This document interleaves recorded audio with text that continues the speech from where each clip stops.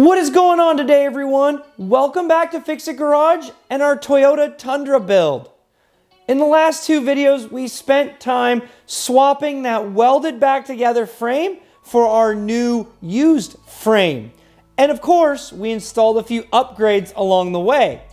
But now that we've beefed up the suspension and brakes, it's time to throw some more horsepower at it. And on the Tundra, there's no easier way to add horsepower than to throw on a Magnuson Supercharger. The great thing about the Magnuson Supercharger is it's a bolt-on kit that's really easy to install and tune, and it's very similar to the TRD Supercharger kit. And of course, with the cab off, it is even easier to install than if you tried to do it in the truck. But that's enough of hearing me talk. Let's get started installing that supercharger. So here we can see the engine before we start tearing it apart. We've got the intake off when we pulled the engine on and off of the frames. We can see it all torn down here, and it looks pretty dirty and pretty grungy, but we're gonna clean it up in this process. Also, here is our big box containing the Magnuson Supercharger. This box is massive. So the first thing we're gonna do is we're gonna actually get those valve covers off because we want to paint them.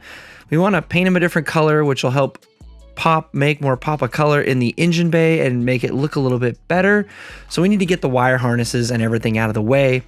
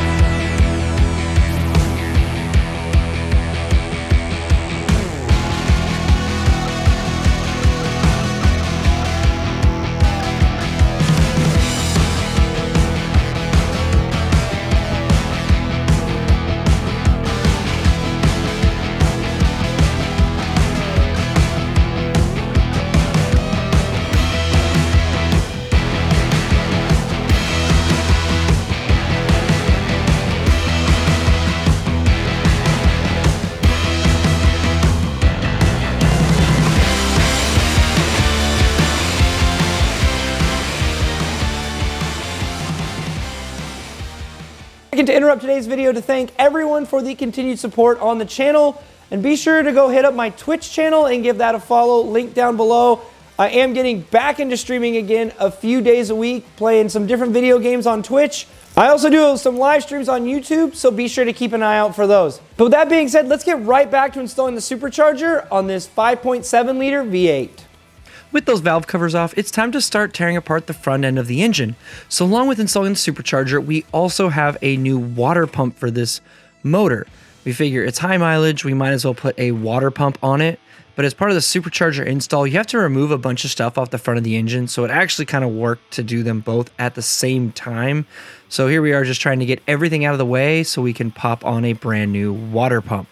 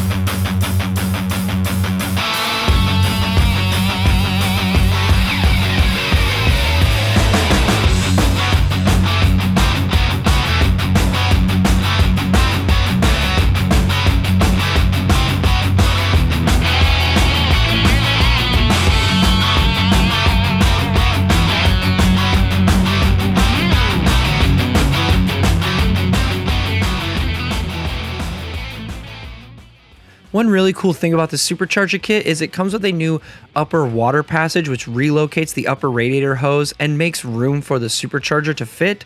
And then it also comes with a new idler pulley to get from the factory belt accessory area up to the supercharger when it's installed. All the brackets and everything are really nice, and the directions are great, and they give you torque specs for everything. So putting it all together is super easy, especially when there's no cab on the truck.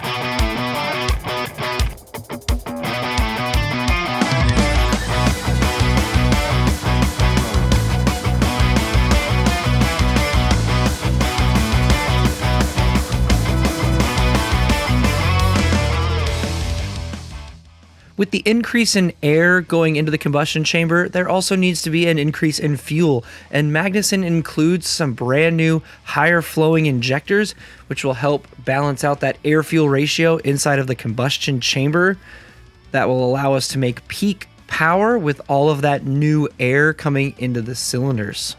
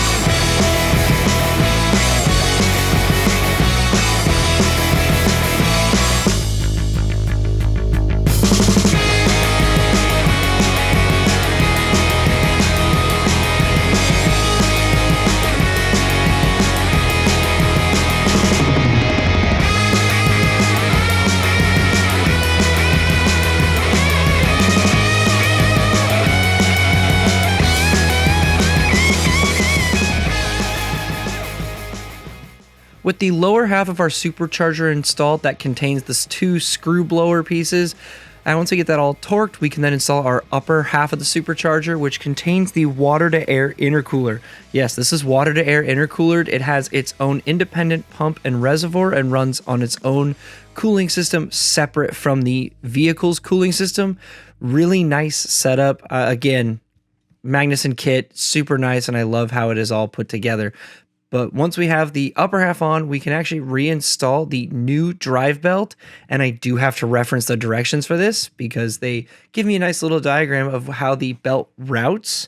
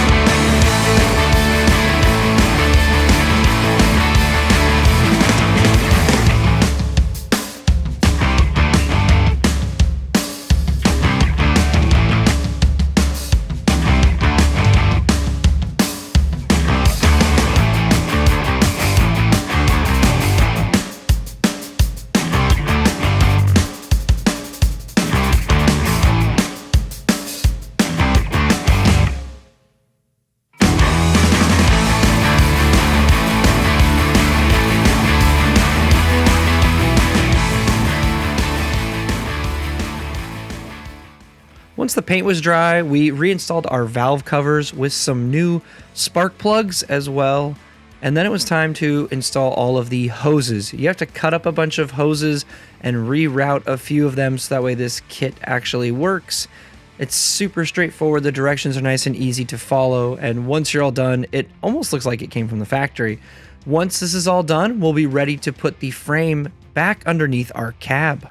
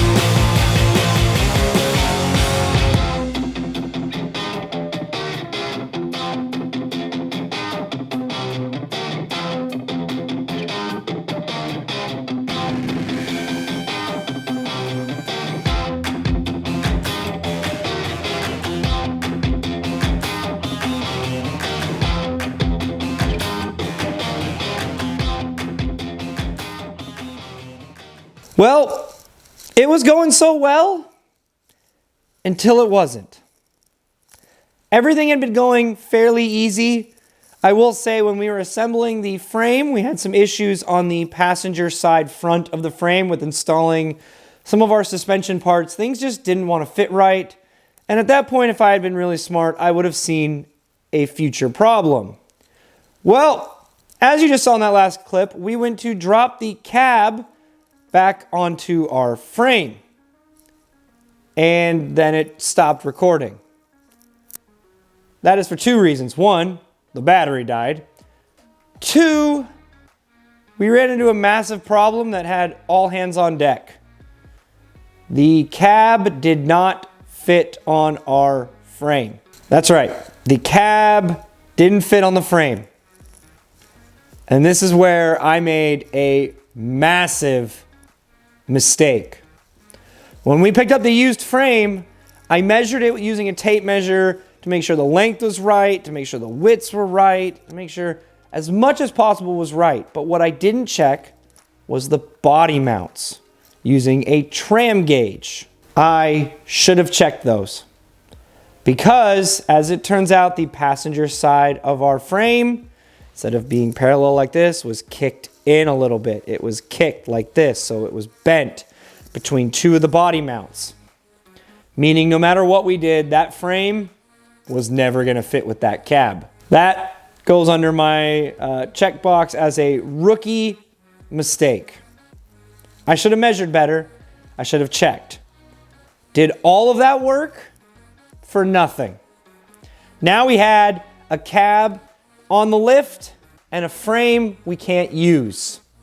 So what are we going to do from here? So we took our frame and we shoved it off in storage. We got the cab off of the lift and we waited. We waited for a total of 4 months before we could put this truck back together. But during that time, we attempted to get 2 more used frames. One of them showed up and it was straight, but for the wrong truck. It's for a different length of vehicle, for a different bed length. The second one was fire damaged and it was too damaged to use. The structural integrity of the front of the frame was compromised and we were not willing to put that on the truck. So we had to call Toyota and get a brand spanking new frame from Toyota, which takes apparently 3 to 4 months to get. So we waited and we waited and we waited. We got into a new year. We waited so long. But finally, the new frame arrived. And in the next video, we're gonna start swapping everything from our bent frame to our brand spanking new frame from Toyota. And I promise you now, the truck will have a very happy ending to this story, and I cannot wait to share with you guys the finished product. But that is gonna do it for today. I wanna thank all you guys for watching. As always, if you liked what you saw, smash the like button, leave some comments down below, subscribe so you guys can see the ending of this truck series. I promise you, you're not gonna wanna miss it because this truck is going to end up being pretty sweet. But that is gonna do it for today. Thank you guys all for watching, and I'll catch you guys in the next video.